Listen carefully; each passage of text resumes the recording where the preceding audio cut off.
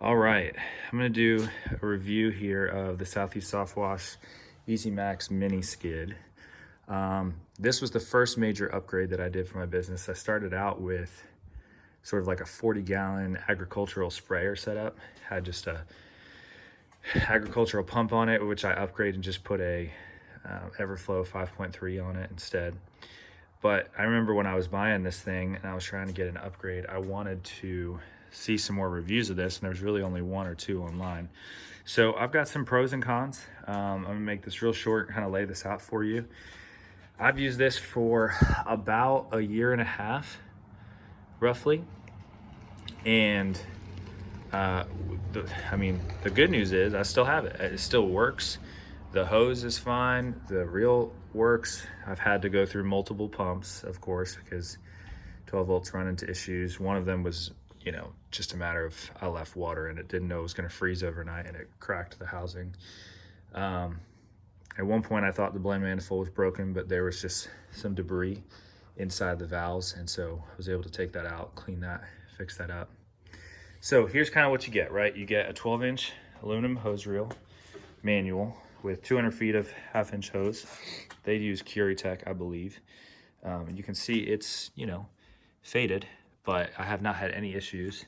I drag this thing all over. You get a mounted pump.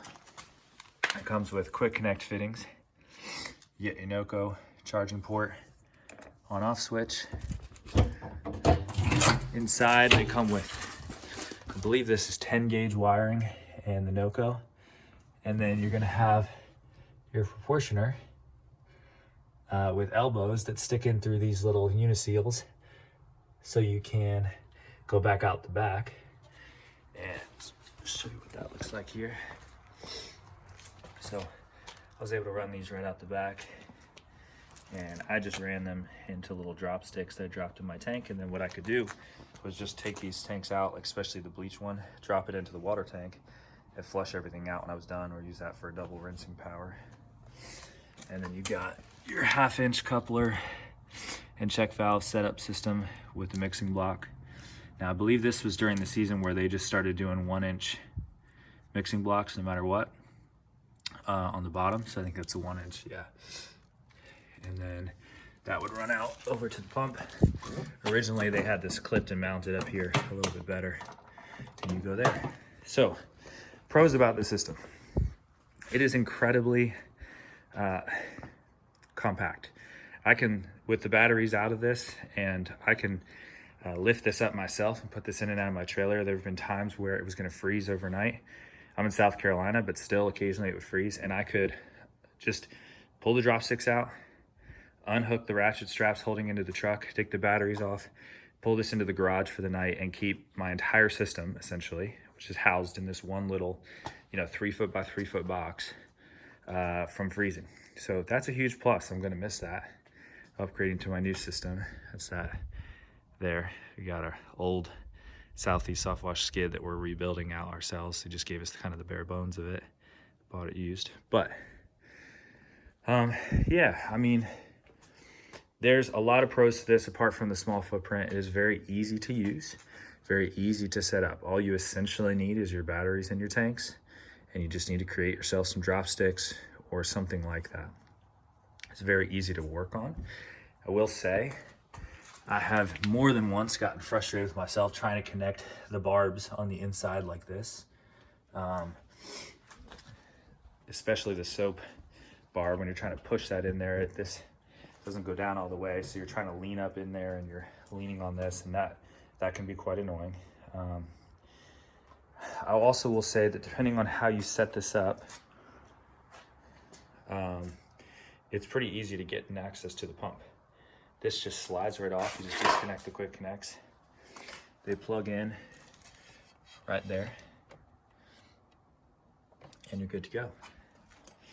Now, a couple design flaws and some negatives to this. So, being that the pump is going to be, above your water tanks, most likely, especially if you had taller tanks that were up, up to here. Your pump, occasionally you're gonna have issues with trying to prime your pump. It's not uncommon.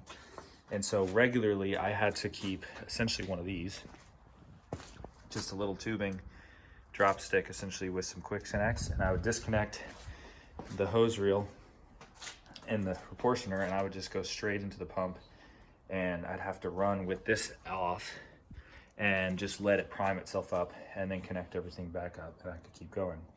Now here's the downside of that. If your pump gets clogged, you got issues, etc., because of where this pump is housed, you're going to have bleach that comes out of the other side. So you're gonna have to pump this bleach out through the thing. And what, as you can see, what that has done is completely rust out a lot of the components that are on the outside. In theory, it would be nice to have all this electrical and even this here. It would be really nice to have all of this electrical further away from the pump. I don't see a whole lot of reason they couldn't do that. You just need an extender, which honestly you needed to get anyway. If you're gonna be buying these local, a lot of times they don't come with long enough ones for this, so keep that in mind. When you replace a Remco pump, for example, and many of the others, this grounding wire is too short to actually reach. So you're gonna need to get yourself a couple of these. It's another downside of this design. But since you need an extender anyway, it would have been helpful if they put the electrical on a different side. That way, when you are flushing out a pump or priming it or working on it, you don't have to worry about that. This spring similarly has rusted out pretty quickly, making this, at different times it's gotten stuck, and so I haven't been able to lock this. I pretty quickly got rid of the wand setup. The wand setup worked pretty well, but just keep in mind that your J-rod tips and your quick connects at some point, depending on how often you use them and flush and let them sit, will rust and corrode out. So they did come with clips there for the wand, but I eventually upgraded. I found it to be much better to use kind of my own version of a J-rod, just two. So this has a shooter tip and an M5 twist with a Softwash gun. This has worked very well. So otherwise, the system has been phenomenal in many ways. It has some negatives, but compared to a lot of the other systems that's out there, the price is pretty comparable, worked well. I think overall I'd recommend give it somewhere around a 7 out of 10, 8 out of 10. There's some small user-friendly details that would be helpful, like moving your electrical a little bit further away and including a wiring setup where you could easily plug that in. Oftentimes I also, in order to get this to face the curb and to be able to reach the proportioner, I had this facing the back of my truck. And so this side, where I have to plug everything in and access the pump, was up against the tanks. And so because of that, I often had to move this box in order to plug in my electrical. I think having everything on one or two sides would be helpful. I guess in their world, you're having it turned facing you so you can access the toolbox. But the problem with that realistically is then anything that you put on either side is going to be either worried about chipping or blocking up against your proportioner or knocking your hose on or your pump on. So realistically, I ended up facing it this way and it worked much better. Hope this helps. Have a good day.